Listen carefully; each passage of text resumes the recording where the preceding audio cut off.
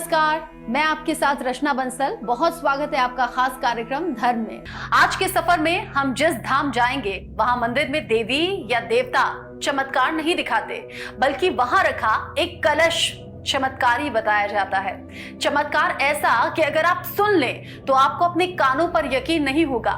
इसीलिए चलते हैं हमारी टीम के साथ, जो इस कलश से जुड़े हुए दावों की पड़ताल के लिए निकल चुकी है अपनी मंजिल की तरफ।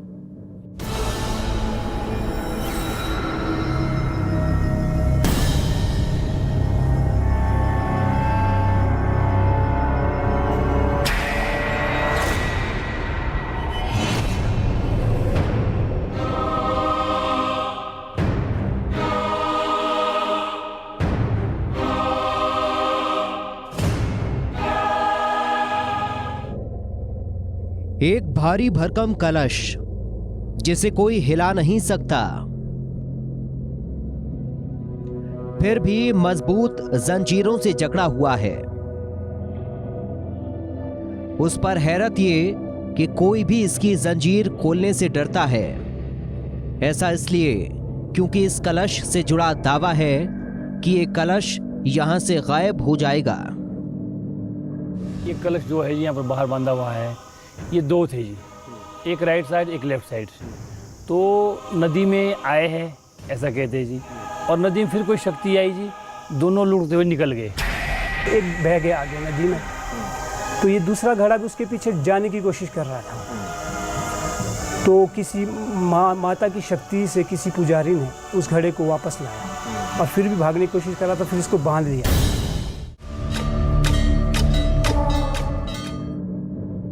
देवी के धाम से जुड़ा ये दावा ऐसा है कि सुनकर विश्वास नहीं होता, लेकिन इस धाम में श्रद्धा रखने वाले आज भी इस दावे पर पूरे दिल से विश्वास करते हैं। लेकिन इस कलश को लेकर कहानी यहीं खत्म नहीं होती। दावा यह भी है कि जब इस इलाके में कोई दैवीय आपदा आने वाली होती है तो इस कलश से अजीबोगरीब आवाजें आती हैं। ये तेजी से हिलता है। मान्यता तो ये भी है कि ये जंजीर तोड़कर भागने की कोशिश करता है।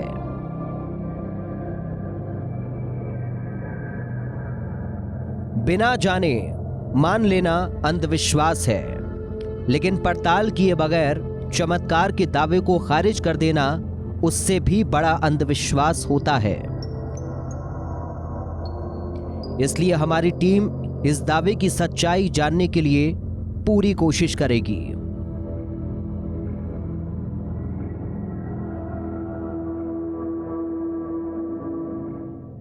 कलश के कोई पांव तो होते नहीं हैं जो वो कहीं चला जाएगा और कोई उसे उठाने की कोशिश करेगा तो वो भी नहीं हो सकता, क्योंकि कलश इतना भारी है कि उसे हिलाने के लिए भी कई लोगों की जरूरत पड़ेगी। तो फिर क्या वजह है उस कलश को इस तरह से बांधकर रखने की? देखिए।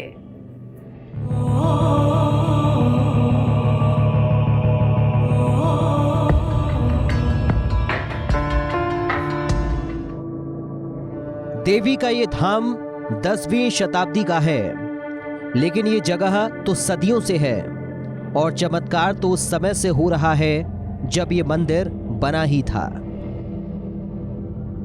इस जगह से कई पौराणिक कहानियों के तार जुड़ते हैं। पहली कहानी का नाता देवी से बताया जाता है। कहते हैं इसी जगह पर देवी दुर्गा ने महिषासुर राक्षस का वध किया था। दूसरी कहानी महाभारत की है। कहते हैं पांडवों ने 1 साल का अज्ञातवास यहीं काटा था। जो पांडव जब वनवास झेले थे, फिर गुप्त काल में जब उनको 13 वर्ष का जब उनको वो मिला था, तो वो कुछ समय उन्होंने यहाँ पर बिताया। हाटकोटी के अंदर विराट नगरी है। हाटकोटी जब आप मंदिर देखोगे, जब आप वहाँ जाओगे, विजिट करोगे, हाटकोटी मंदिर के बिल्कुल सामने सोनपुरी पर्वत है। वहाँ बताते कि वहाँ विराट नगरी करके एक जो है राज्य कहिए वो नगरी थी। तो वहाँ पर जो है उन्होंने अपना एक जो है वर्ष पूरा बिताया है, कुछ समय वहाँ पर बिताया है। दावे तो बहुत होते हैं, सच्चाई पड़ताल के बाद सामने आती है और पड़ताल के लिए हमारी टीम पहुंच गई पब्बर नदी के किनारे बने हाटकोटी मंदिर। मंदिर में उस चमत्कारी कलश को खोजना कोई मुश्किल काम नहीं। मंदिर में प्रवेश करने पर सामने ही दिख जाता है। दिखने में एकदम भारी भरकम और बहुत बड़ा, एक इंसान से हिलना तो दूर उठ भी नहीं पाएगा। इसके बावजूद इसे जंजीरों से बांधकर रखा जाता है। अब तक आपने चमत्कारी कलश के बारे में जो भी बातें सुनी वो यही है, जिसके बारे में इतनी कहानियां मशहूर हैं कि ये भाग जाता है।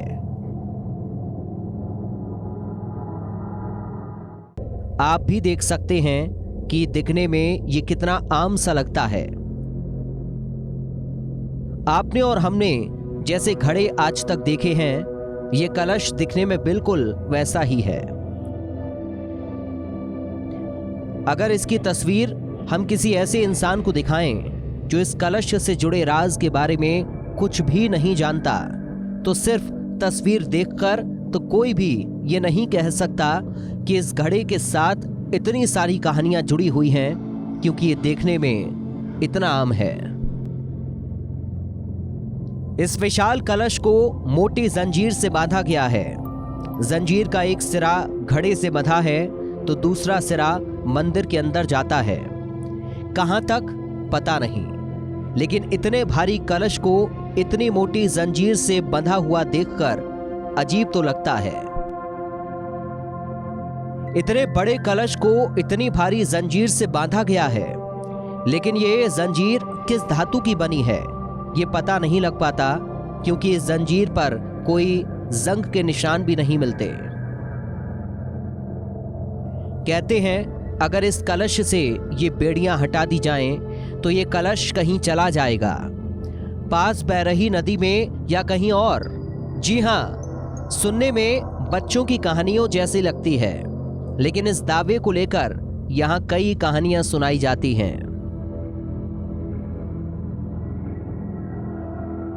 ये अपने आप ही चल पड़े उधर को। अच्छा। रो लोग। अच्छा। तो एक तो कहते उसमें चले गया, साथ ही थी ना दरिया था, अब तो दूर है ना परे।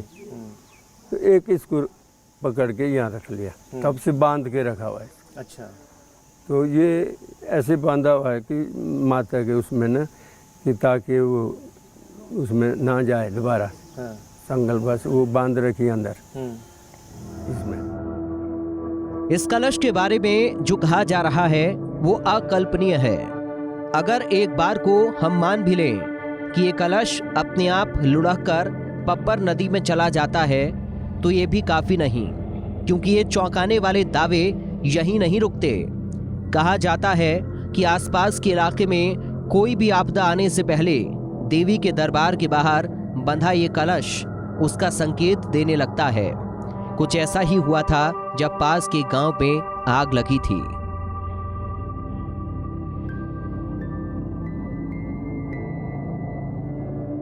अगर इस कलश में दिव्य शक्ति है तो उसके सामने इस मामूली जंजीर की क्या बिसात। कलश तो इसे तोड़कर कहीं भी जा सकता है। तो लोगों ने जवाब दिया, कैसे जाएगा, आदि शक्ति से बड़ी कलश की शक्ति नहीं। बताया जाता है कि जंजीर का एक सिरा अंदर देवी की प्रतिमा से बंधा है, जो इसे रोक कर रखती है। हम ये अंदर जाकर देखना चाहते थे, लेकिन हमें बताया गया मंदिर के पुजारी जी के परिवार के अलावा कोई भी मंदिर के अंदर नहीं जा सकता। पुजारी जी ने हमारी जरा सी मदद ये जरूर की कि उन्होंने हमारे कैमरे से हमें अंदर का जरा सा दृश्य दिखा दिया, लेकिन इसमें भी देवी की प्रतिमा के अलावा कुछ नजर नहीं आया। धाम के अलावा इस चमत्कार की कहानी का एक किरदार है, और वो है मंदिर के सामने से बहने वाली पब्बर नदी। स्थानीय लोग बताते हैं कि बीते वर्षों में नदी मंदिर के बहुत पास से गुजरा करती थी। आज की तारीख में बेशक नदी मंदिर से कुछ दूर हो गई है, लेकिन बारिश के मौसम में नदी जब उफान पर होती है तो ये कलश हिलने लगता है।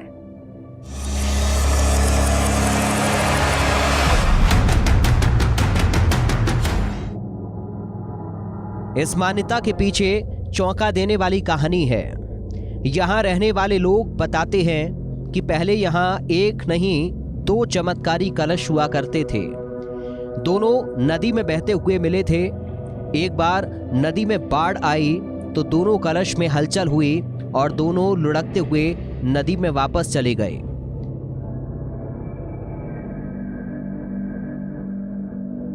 इस कहानी ने हमें पब्बर नदी में जाने के लिए मजबूर कर दिया कि अगर ये कलश पब्बर नदी में बहकर आए थे तो ये कैसे हुआ होगा। हमने एक छोटे साइज के कलश को पानी में बहाकर देखा, लेकिन वो डूबा नहीं बल्कि बहता रहा। ऐसे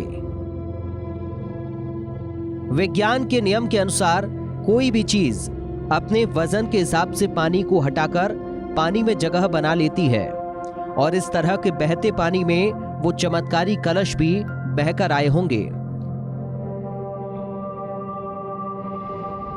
लेकिन राज इस बात में नहीं बल्कि इसमें है कि अगर इस कलश की बेड़ियों को खोल दिया जाए तो ये रात में कहीं चला जाएगा।